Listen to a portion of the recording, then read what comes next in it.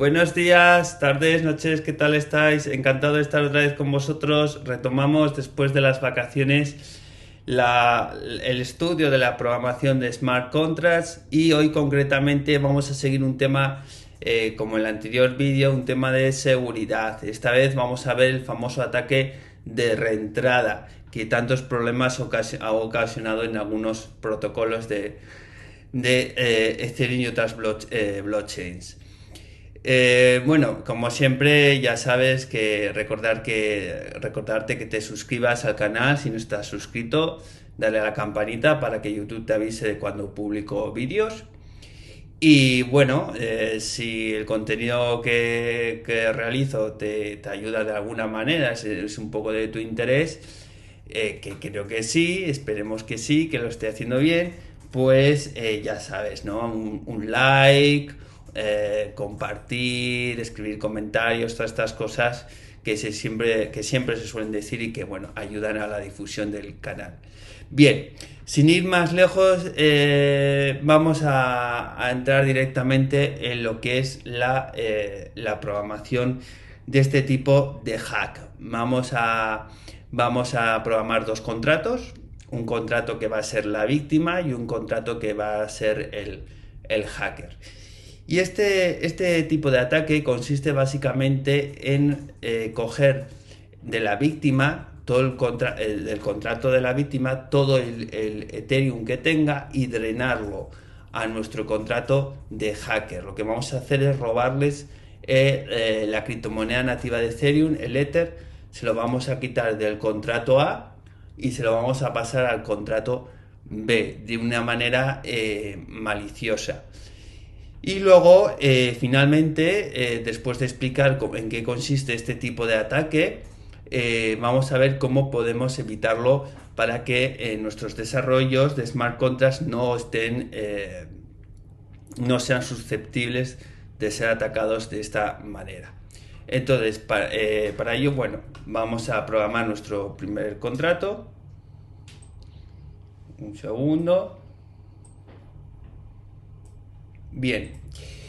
Bueno, lo vamos a hacer en Remix. Como siempre, tenemos aquí un contrato que le he llamado Ether Storage. Store, bueno, mejor dicho, Ether Store, que es bueno, un almacenamiento de Ether para que sea descriptivo. Tenemos lo típico, Plasma Solidity, la versión de compilación, la palabra reservada contract y el nombre del contrato. Bien, lo primero que tenemos que hacer es establecer una variable de estado. A ver si ahí vamos a establecer una variable de estado que va a ser simplemente un mapeo de balances. Los usuarios en este contrato lo que van a hacer es depositar Ether.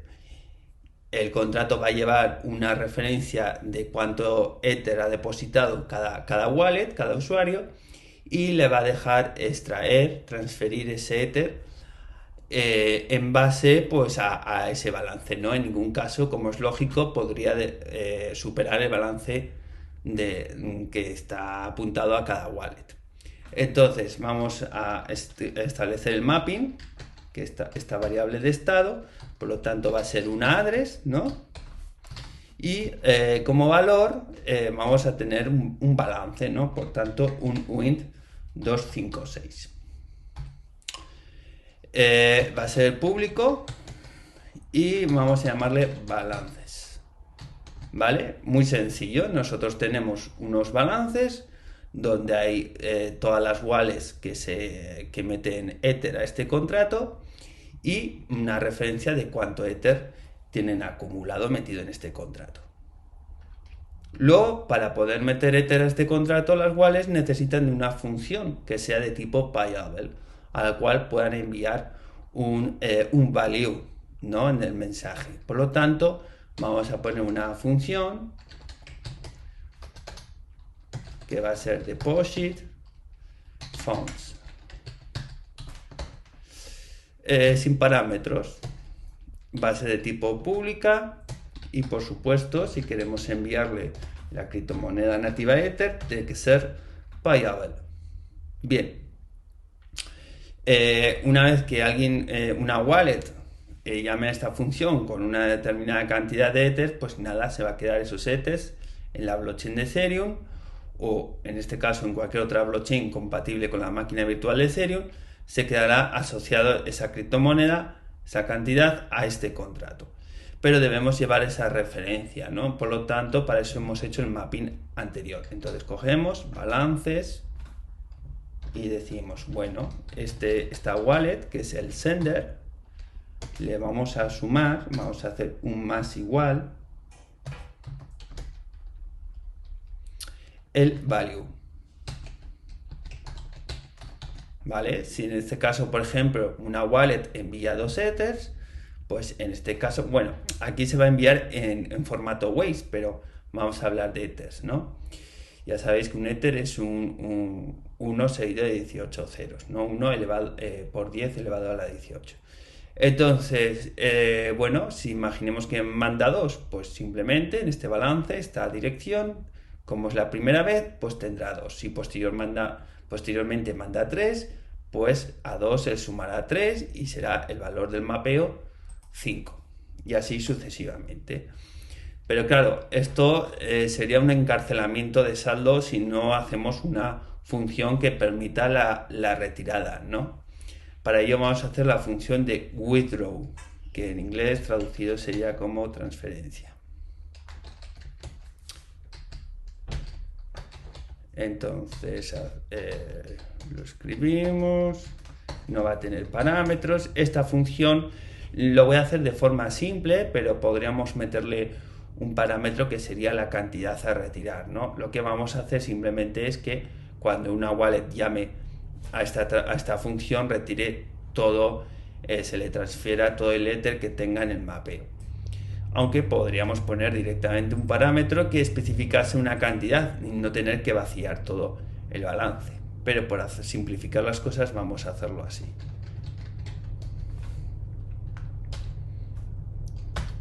Bien, entonces vamos a guardar en una variable local con un scope de función, es decir, no una variable estado. Vamos a guardar un uint 256, que vamos a hacerlo así, vamos a llamarlo así para distinguirlo, y básicamente es una consulta a ese mapeo. Vamos a ver cuál es el saldo que nos devuelve ese mapeo para esta wallet y lo guardamos en esta variable local. Por lo tanto, hacemos balances y le pasamos pues el sender.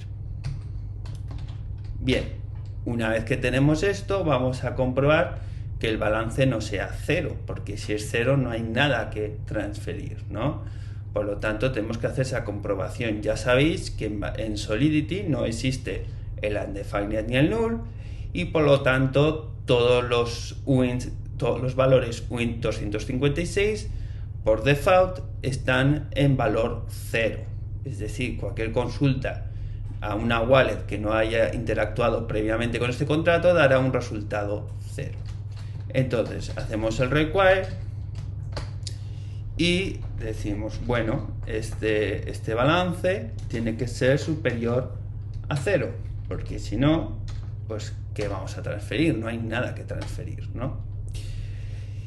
Una vez hecho esto, vamos a transferir la cantidad de esta wallet que ha ido acumulando. Entonces, aquí ya sabéis que hay varios métodos. Nosotros en un vídeo hace un par de semanas ya vimos cómo transferir Ether entre contratos, wallets externas, etcétera. No voy a repetir eso, pues si tenéis alguna duda, mirad ese vídeo que lo deja, yo creo, muy claro. Pero vamos a hacerlo ahora vamos a utilizar el método call.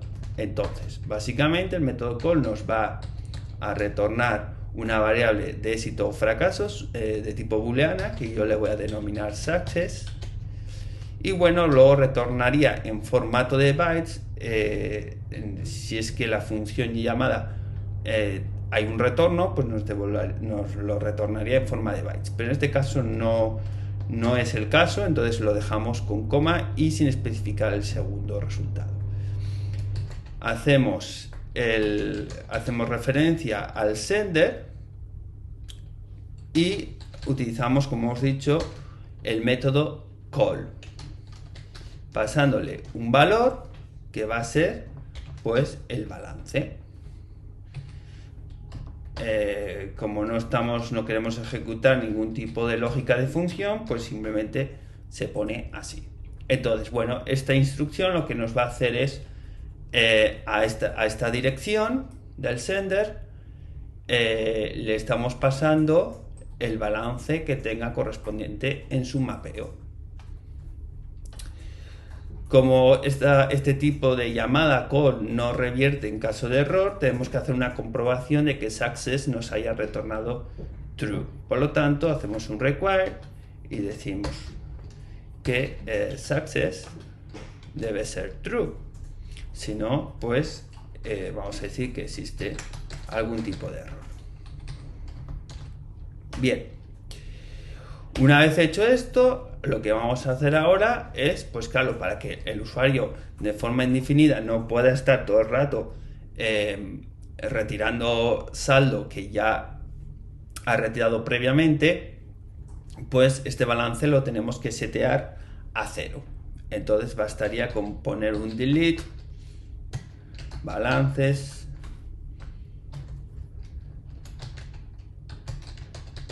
y el sender.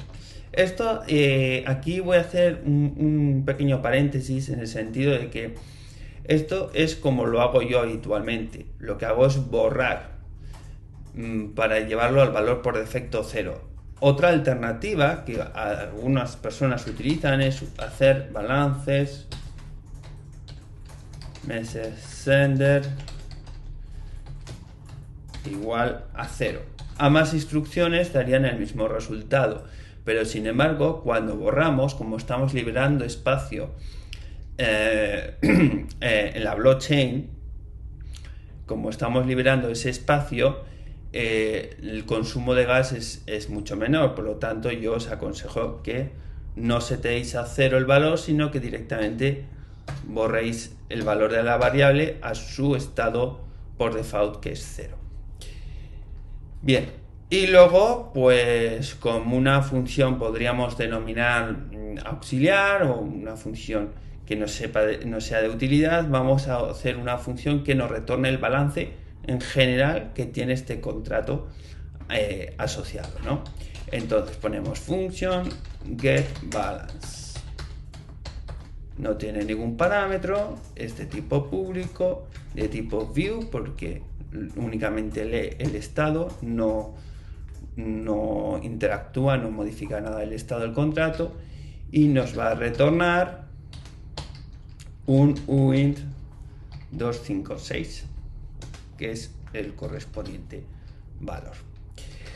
Entonces, pues nada, simplemente cogemos y decimos, casteamos a dirección este contrato, address paréntesis this nos va a retornar la dirección deployada de este contrato y accedemos a la propiedad balance.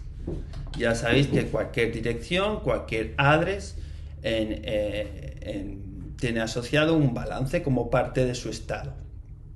El estado en general, cuando hablamos de smart contracts, hablamos de las variables con un scope global, fuera de las funciones, pero el estado es un concepto más amplio en Ethereum. El estado sería todo lo que almacenamos de variables, como pueden ser, por ejemplo, el balance, el código, etcétera, ¿no? Bien, esto sería un contrato simple. Lo podríamos haber hecho mucho más complejo, más dinámico, pero para entenderlos lo mejor. Vamos a hacer un pequeño recordatorio antes de hacer el contrato que va a hackear este. Tenemos simplemente un balance donde asociamos a cada dirección un valor. ¿Y qué es ese valor? Pues es una cantidad de Ether que van a enviar a este contrato. ¿Cómo lo envían? A través de una función que es deposit funds, que es de tipo payable. Entonces envían la cantidad libremente que decidan y esa cantidad se va sumando al mapeo. Luego tenemos una función de tipo withdraw que simplemente va a evaluar que el balance no sea superior a 0 y en caso afirmativo pues va a transferir todo ese balance a través del método call a la wallet que está enviando esta función. está llamando a esta función.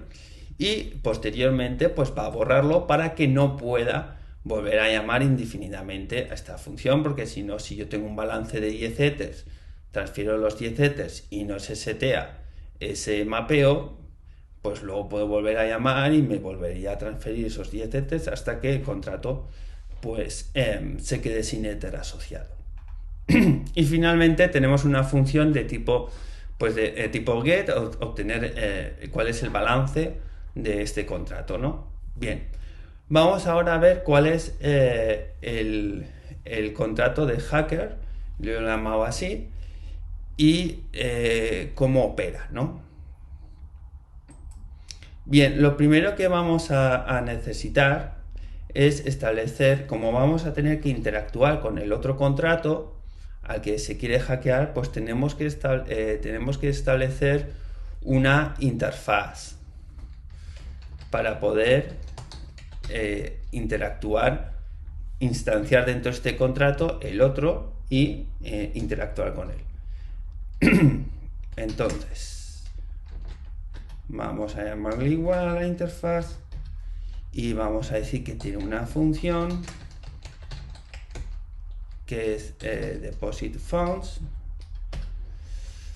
tiene parámetros, esto tiene que ser external, todas las interfaces son external y de tipo payable. Luego tenemos otra función que es withdraw, tampoco tiene parámetros, external y ya está. Bien, a partir de aquí pues tenemos que hacer una instancia como variable de estado del anterior contrato utilizando esta interfaz. Por lo tanto, la tipología de variable va a ser la de la interfaz. De hecho, aquí se me ha olvidado, voy a poner I mayúscula para que como buena práctica para identificarlo como una interfaz. Bien, entonces directamente ahora vamos a hacer que es público y vamos a llamarle ahora sin la i etherstore, ¿vale? Y esa va a ser nuestra instancia del contrato al que vamos a atacar. Seguidamente vamos a establecer un constructor que inicialice todo esto, constructor con la palabra reservada constructor, a la cual por parámetros se le va a pasar una dirección que es la dirección del primer contrato a hackear. Por lo tanto, esta dirección va a ser una address story, por ejemplo. Abrimos el cuerpo de la función y decimos, bueno, nuestra instancia variable de estado etherstore va a ser igual a, y ahora utilizamos la interfaz,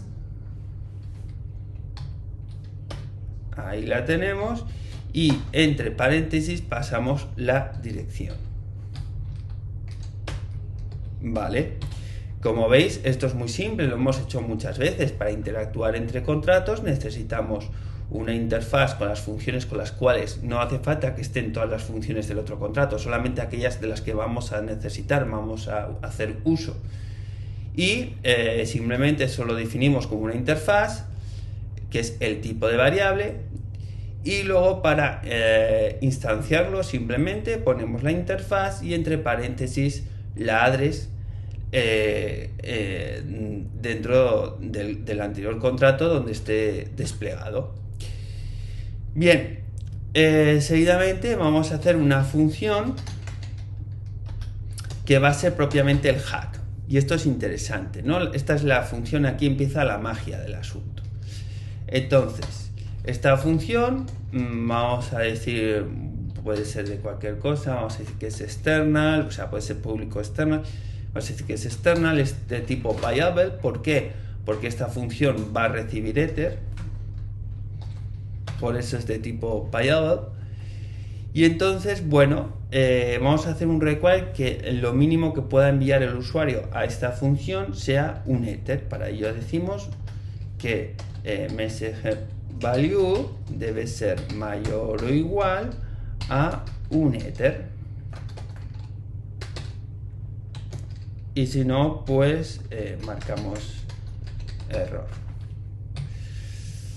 Vale, entonces una vez que hemos hecho esto, punto y coma, que no se me olvide, lo que tenemos que hacer, lo que yo quiero hacer como hacker es que mandar a esta función un Ether, y esta función a su vez internamente se comunique con el otro contrato y le pase ese Ether. ¿A dónde? Pues a la función que está destinada a recibir ese Ether y apuntarlo en el mapeo, ¿no?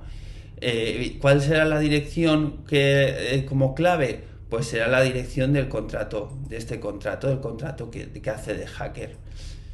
No de la wallet que llama esta función, sino porque esta función es llamada por una wallet, pero ahora internamente esta función va a llamar a su vez al otro contrato. Por lo tanto, en este ámbito de ejecución, el sender será el contrato de hacker. Y este será la clave, y el valor, pues si es un Ether, será un Ether que incrementará aquí. Entonces, ¿cómo hacemos esto? Bueno, pues a través de la instancia del contrato. Es decir, nosotros ponemos Ether Store, que es nuestra instancia del otro contrato, punto, y aquí lo que vamos a necesitar es la función deposit funds, que ya la tenemos aquí. Deposit funds no tiene ningún parámetro, con lo cual pues no hay que enviar nada entre paréntesis, pero antes de los paréntesis ya sabéis que creo recordar que desde la versión de compilación 6 pues se pone de esta manera antes de los paréntesis si queremos enviar una cantidad de Ether u otra criptomoneda nativa si estáis en otra blockchain, en el caso por ejemplo de Binance, BNB o la que fuese, ¿no? Todo lo que sea compatible con la máquina virtual de Ethereum. A partir de las versiones 0.6 para arriba pues se utiliza de esta manera. Abrimos estos corchetes, estas llaves, y básicamente lo que tenemos que hacer aquí es como una speciation, pondríamos value y lo que queremos enviar, que en este caso es un Ether.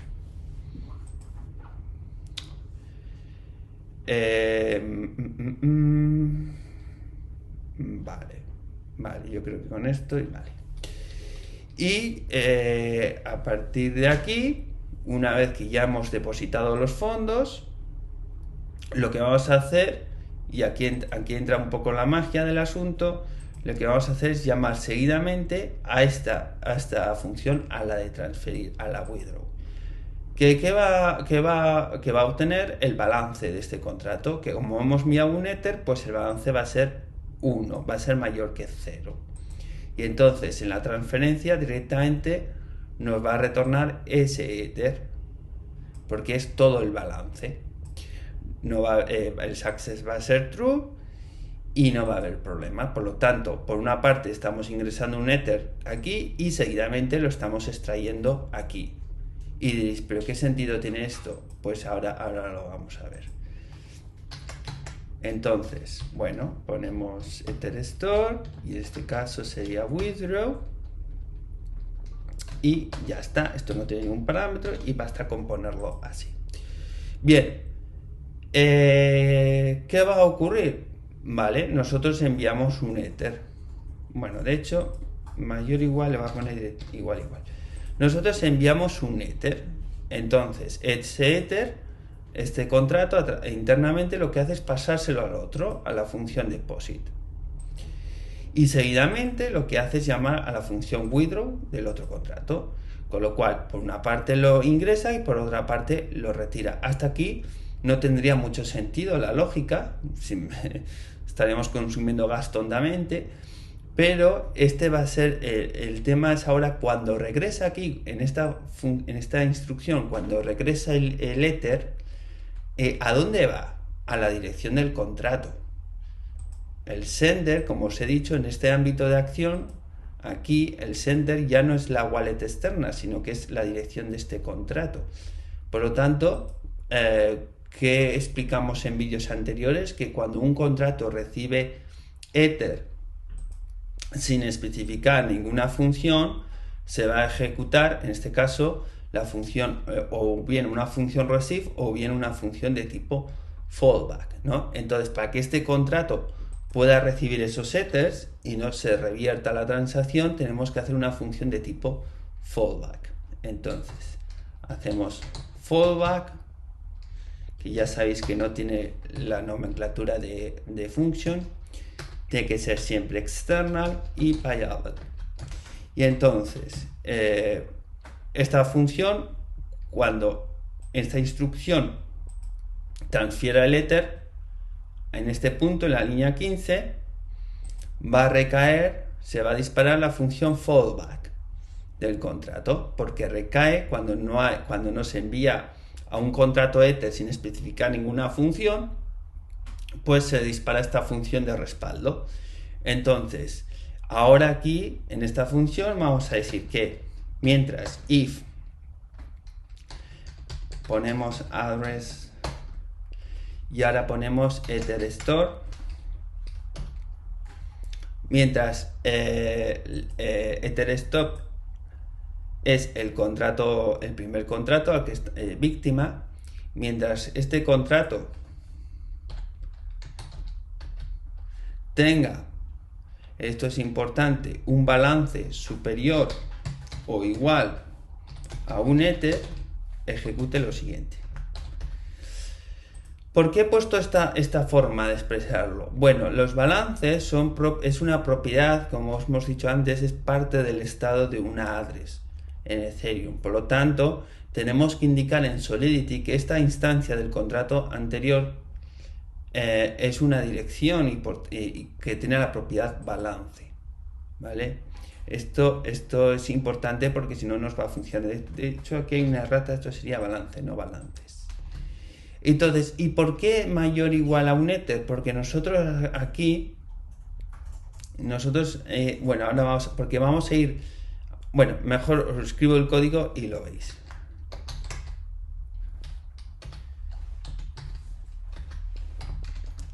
Y aquí está la magia del asunto, del hackeo. Si os fijáis, en esta función de hack, yo a través de cualquier wallet externa envío un ether. Este ether lo deriva a la función de depósitos.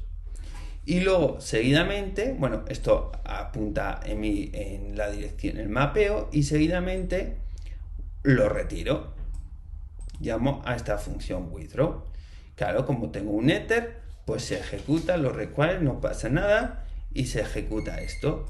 Como estamos mandando ether a un contrato, porque en este caso el sender es el contrato que hackea, y no hay ninguna función específica a la que estemos enviando ese ether, se va a disparar la función de respaldo fallback, que en este caso tiene una lógica.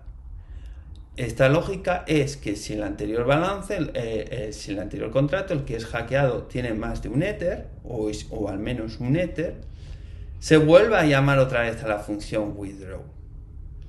Pero esta función withdraw vuelve a ejecutar esto. Como no hemos llegado aún a esta línea de aquí, sigo manteniendo en mi balance el ether. Esto pasa y vuelve a mandar otro ether que recae y vuelve a disparar otra vez la función de respaldo. Y así sucesivamente hasta que el contrato que es hackeado ya no tenga ether en general. Sin embargo, mi balance nunca, este mapeo nunca se va a actualizar. Esto es como funciona el ataque de reentrada, porque tú entras en una función que llama a su vez a otra función del contrato, pero nunca acabas de terminar esta primera función. Entonces, ¿por qué he puesto un ether? Porque mi balance es de un ether. Entonces, eso es lo que va a transferir aquí. El balance este de aquí va a ser un ether, y para que no se revierta, al menos este contrato debe tener un ether que pueda enviarme, si no la transacción se revertiría. Por eso he puesto un mayor o igual a un ether. Y bueno, finalmente podemos poner una función informativa del balance de este contrato. Entonces ponemos function getBalance, esta va a ser público, tipo view, retorna un UID 256. Y bueno, pues básicamente aquí es lo mismo que hacíamos en el otro contrato, es un return de address this.balance, ¿vale? Entonces la dinámica es esta la que quiero que entendáis, que un contrato, al poder comunicarse con otro contrato, puede llamar a puede depositar y a su vez retirar. Pero cuando llama a la función de withdraw aquí en el hack, cuando llama esta función, no se completa todas las instrucciones, sino que puede ir saltando de un contrato a otro, o sea, verlo como que es una telaraña. Entonces, al disparar esta instrucción aquí, automáticamente se ejecuta fallback y se ejecuta lo que hay aquí dentro. Y si aquí dentro dice que vuelve a llamar otra vez a esta función, pues vuelve a entrar a este tipo de lógica. Y aún no llegamos a la línea 18, con lo cual nuestro balance en el mapeo no se actualiza y podemos ir robando o drenando, se suele decir, todo el Ethereum, el Ether que tenga este contrato víctima. Y por tanto es un ataque muy muy peligroso. Ahora veremos cómo resolver esto, pero primero vamos a desplegar estos contratos en Remix para ver efectivamente que el ataque tiene éxito, y luego vamos a ver cómo podríamos bloquear este ataque, protegernos de este tipo de ataques. Entonces vamos a la compilación a ver si no tenemos ningún error. Nos está dando un error aquí, vamos a ver cuál es. Algún tipo de coma, a ver.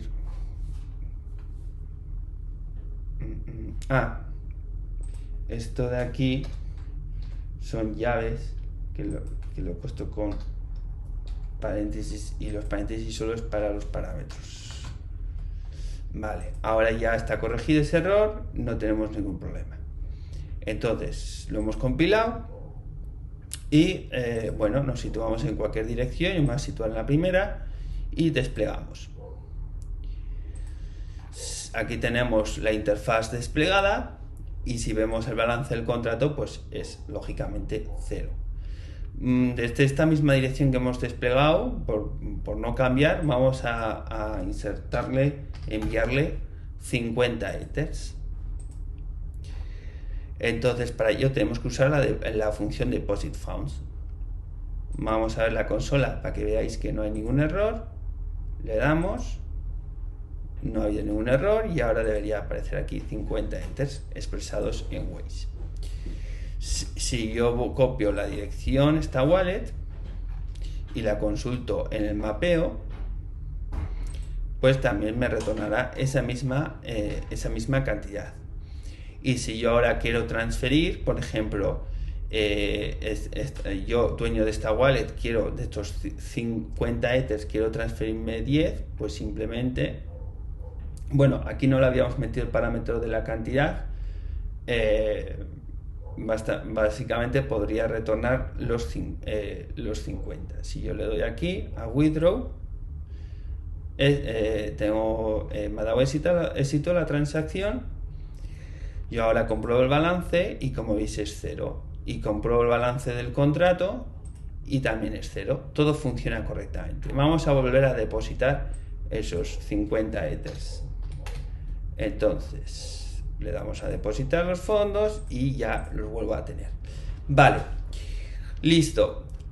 Vamos ahora a desplegar el segundo contrato, lo que es el contrato de Hacker. Para eso previamente lo tenemos que compilar. Parece que no tenemos ningún error. Bueno, nos va a dar un warning, no un error grave, sino un warning, un aviso de que tenemos una función fallback cuando podríamos tener una función receive, ¿no? Esto ya lo vimos en vídeos anteriores, pero esto no impide la ejecución correcta del código. Entonces, bueno, una vez que lo tenemos compilado, vamos a desplegarlo y ya sabéis que en el constructor tenemos que pasarle la dirección del otro contrato. Directamente la podemos copiar aquí y pegarla como parámetro en el deploy. Y ya aquí tenemos los dos contratos desplegados. Bien. Entonces, actualmente el contrato que hace como de bancos tiene 50 ethers, ¿no? que ha ingresado la primera wallet. Entonces, imaginemos que yo soy un atacante. Me voy bueno, para que veáis que no tiene ningún balance este contrato, me voy a get balance y es 0 el del hacker. Entonces, si me voy a Etherstore, simplemente me devuelve la address de este otro contrato. Entonces la función aquí importante es la de hack, ¿no? La que va a hackear. Por lo tanto, esta función le tenemos que enviar, recordar que hay que enviarle un ether, ¿no? Entonces vamos a situarnos, por ejemplo, en la segunda dirección y vamos a poner un ether, ¿vale? Y entonces, bueno, vamos a limpiar un poco la consola y vamos a ejecutar este hack. No nos ha dado ningún error, todo correcto. Y si ahora me fijo en el balance del contrato del hacker, ¡ajá! Tenemos 51 ethers. ¿Y esto por qué? Pues el ether que acabo de enviar yo, más los 50 de la otra wallet que ha sido víctima. Sin embargo, si yo ahora consulto el balance del primer contrato, por desgracia, para el que esté interactuando con ese contrato, se va a quedar a cero. A cero el balance de ethers. Esto no quiere decir que los mapeos haya pasado nada con los mapeos. Con los mapeos no ha pasado absolutamente nada. Si yo voy esta es la wallet que había metido los 50 ethers, debería seguir teniendo 50, pero si le doy, sigue teniendo también 50. Efectivamente, porque solo es un apunte contable. Sin embargo, el contrato se ha quedado sin ethers.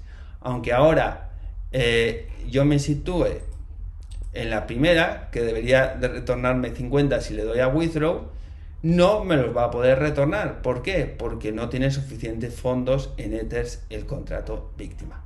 Si yo le doy, como veis, se ha revertido. Este es el hackeo famoso que tantos problemas ha dado en la historia de Ethereum. Y bueno, es un hackeo que es muy interesante y que nos deja ver un poco también cómo funciona la dinámica de las interacciones entre los contratos, los ámbitos de ejecución, etcétera. ¿Cómo podríamos dicho todo esto, no? Por cierto, Parón, si te ha gustado dale like, por favor, dale like, que esto me ayuda. Dicho todo esto, a ver, ¿cómo podríamos evitar esto, no? ¿Cómo podemos defendernos de este tipo de ataque? Pues básicamente una de las formas más sencillas, tirar ahora un nombre, pero no me acuerdo cómo es el nombre, pero básicamente lo que consiste es en coger este seteo del balance, lo cortamos y en vez de ponerlo al final, lo que deberíamos ponerlo es justo antes de hacer la transacción. De esta manera, el hacker ya no le funcionaría este tipo de ataque. ¿Por qué? Porque cuando llamemos a la función hack y esta deposite los fondos y luego intente hacer el withdraw, bien, la primera vez funciona y eso es correcto, además no es ningún hackeo, es lo correcto, envíale el ether, ese ether que acabo de ingresar, pero cuando la función de fallback vuelva a llamar a withdraw, lo que va a ocurrir es que, como ya lo he seteado antes, cuando vuelva a llamar aquí ya está borrado mi balance y ya está cero, entonces esto va a revertir la transacción. Esto sería un mecanismo, ¿no? Siempre intentar poner, en la medida de lo posible, que la lógica lo permita, todos los datos que utilicéis como contabilidad y demás al principio de cualquier traspaso, antes de cualquier traspaso. Pero luego ese sería un mecanismo que podríamos utilizar. Otro mecanismo que podríamos utilizar es, aparte de eso, pues hacer, poner una variable, por ejemplo, booleana, que sea, yo que sé, le voy a llamar flag. Esta por defecto es false, y voy a decir que, bueno, que require un requerimiento de que flag debe ser false, con el símbolo de admiración. Y si no lo es, pues se revierte. Esto sería un ejemplo. Y acto seguido ponemos que flag es igual a true. Esto también funcionaría, porque al entrar por primera vez en esta función,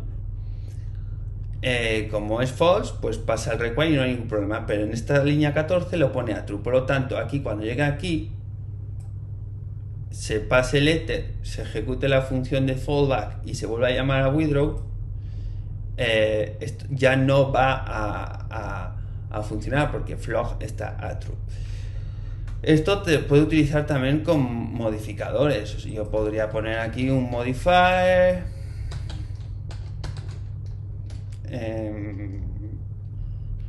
esto sería modifier, no sé, security, y entonces pues básicamente podríamos decir pues lo mismo, ¿no? Pues podríamos decir bool flag false, ¿no? Esto lo a ver, un segundo, pues lo tenía aquí apuntado exactamente cómo era esto. Sí, esto básicamente podríamos ponerlo de esta manera: hacer el require,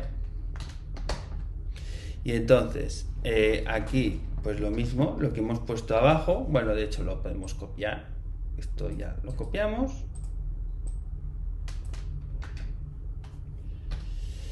y entonces aquí lo que hacemos es lo que hemos hecho en la función, en el cuerpo de la función, igual lo ponemos luego a true.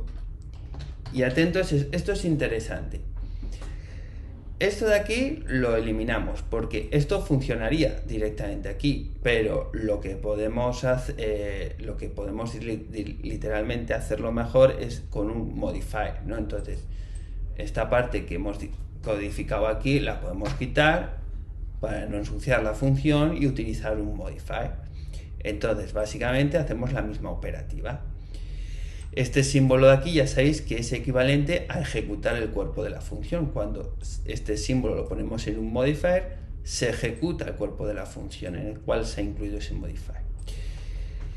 Y luego, y esto es algo que la gente, hay personas que aún no saben, que es que siempre se suele terminar con esto, ¿no? Se hace una serie de cosas y luego se deriva la ejecución otra vez al cuerpo de la función. Pero se puede seguir poniendo cosas después de este símbolo, después de ejecutar el cuerpo de la función.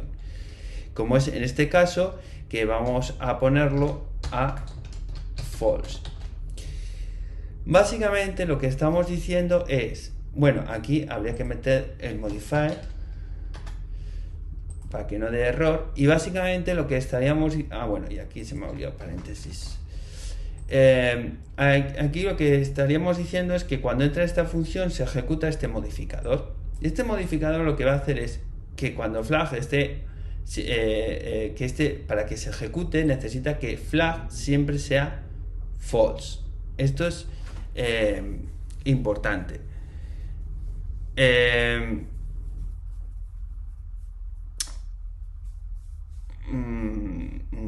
Vale, sí. Entonces, luego, acto seguido lo pone a true, ejecuta el cuerpo de la función y cuando ha terminado de ejecutar todo el cuerpo de la función, lo que hace es ponerlo otra vez a false. Pero después de ejecutar todo el cuerpo de la función. Este sería otro mecanismo para poder hacerlo, ¿no? En definitiva, es un poco prever que el balance, el mapeo, en este caso estamos hablando de saldos, se actualice previa transferencia de ese activo, porque de lo contrario se puede transferir el activo, no actualizarse ese dato contable y volver a transferir el activo sin tener aún actualizado ese dato contable. Por lo tanto, es importante tener este tipo de prácticas defensivas contra este tipo de ataques. Nada, y bueno, eso es un poco lo que os quería comentar hoy. Espero que os haya quedado claro. He intentado hacerlo, no complicar demasiado el código. Ya sabéis que a mí no me gusta que al final cuando te metes en código puedes escribir muchas dinámicas, muchos filtros, muchas historias, pero me gusta intentar que las cosas sean simples y se puedan ver los conceptos claros. Espero que lo haya conseguido y nada, pues que seguimos aprendiendo, que intentaré seguir haciendo vídeos lo más seguido posible. Y bueno, si estás interesado también, tengo Twitter, me puedes buscar por Alberto Lasa, y recientemente abrí un servidor de Discord que es público, lo tenéis en la descripción, tenéis el enlace, y nada, y que nos vemos por ahí también. Venga, un saludo, no me faltéis, hasta luego.